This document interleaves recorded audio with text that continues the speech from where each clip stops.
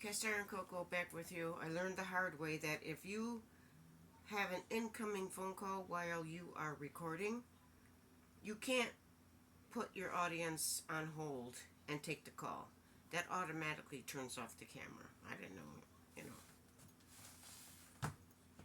However, I imagine you could ignore the call and then keep on cruising. Give your viewer anxiety. Shouldn't you have taken that call? No, just kidding.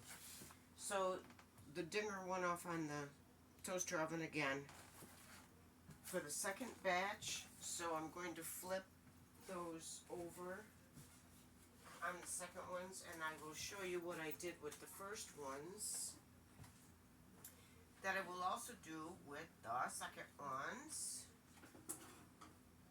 And I imagine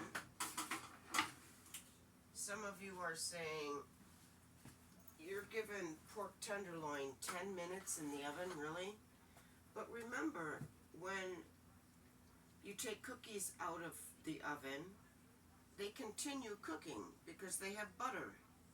It doesn't just turn off the cooking process. So it's the same theory with the pork or anything else. When you take it out and you wrap it in foil, it's probably going to continue cooking a little tiny bit as it cools.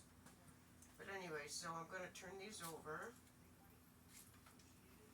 And at the end, I'm going to show you this beautiful thing that is happening with the pork rind that I never would have known about in life had I not experimented with baking these on top of the rind. I mean, oh my gosh, I can't wait till you see what's going on, you guys. This is like a scientific experiment that turned heavenly. Oh my gosh. So these are going back in 5 more minutes on side B. Then I'm going to show you how these guys look. And I had a cast iron pan that I had fried them in originally, and I just lined it with foil. Then I put the pork in there, wrapped it in foil so that it's resting as it cools.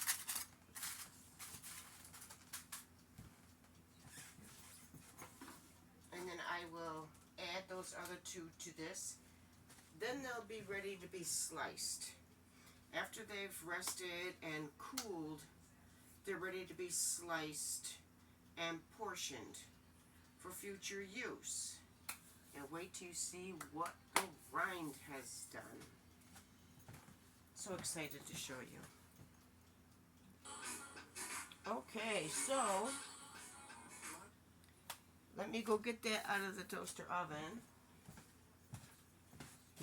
Where's my cheese board and my pot holders?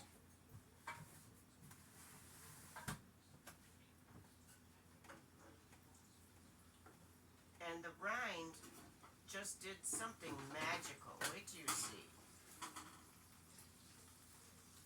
It's still making that wonderful sizzle that I love so much. I have a thing about sounds and textures and magic.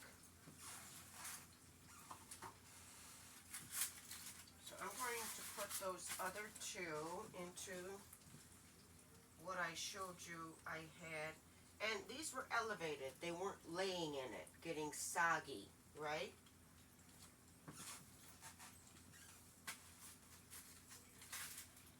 They don't have to fit in perfectly, of course, like you would have to have them in there perfectly frying. And now the foil doesn't all the way fit. However, if you go to the store, you realize how expensive foil is because it's aluminum, and aluminum per pound is a lot of money. So, and when you buy the heavy duty, you can actually wash your foil to a brand new state. And then, now look, I needed another piece of foil, and I'm almost out. So now can you imagine if I needed another piece of foil and didn't have enough? Boop, booyah. I just go to plan B, waiting for me in the wings. Alright, so let's get this covered up. And it's resourceful, you know? It's like creating resources out of no resources. Because if you had tossed it out, you know what I'm saying? Alright, now let me just show you how beautiful this is. First of all, not only do you remove the rind, but, oh my God. So now this rind, I can, oops, I'm off over, I'm right up in your face. Alright, so I made sauce, right? So now I can get a cheesecloth and I can put the rind in the cheesecloth so it doesn't get lost in my sauce. And then I can put this into my sauce and add flavor. But regardless, I'm going to strain the oil from the mass, and then that oil is going to be so seasoned and delicious for the next time I put something in the toaster oven and have to add oil to it. Not only will I have the oil that I fried it in, but I'm going to have the animal tallow from the pork rind. I'm telling you. So, and look what it did. It's like bacon. You know how the best part of the bacon is the fried fat.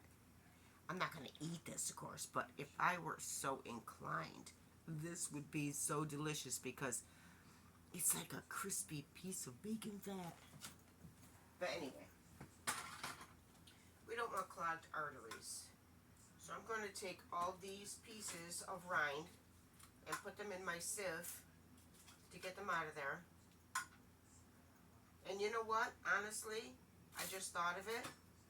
My brain is telling me such good things today. I can strain this into the sieve and then put the sieve itself in the sauce, right? Oh my God, I'm so smart. If I get any smarter, my head's gonna explode. So now look, we have all those baked crumbles of rind. You just got to see that. And all this delicious, valuable seasoned oil. Oh, you guys. And I'm going to lower this right down into my sauce. My sauce is right here. I'm going to lower that right into my sauce.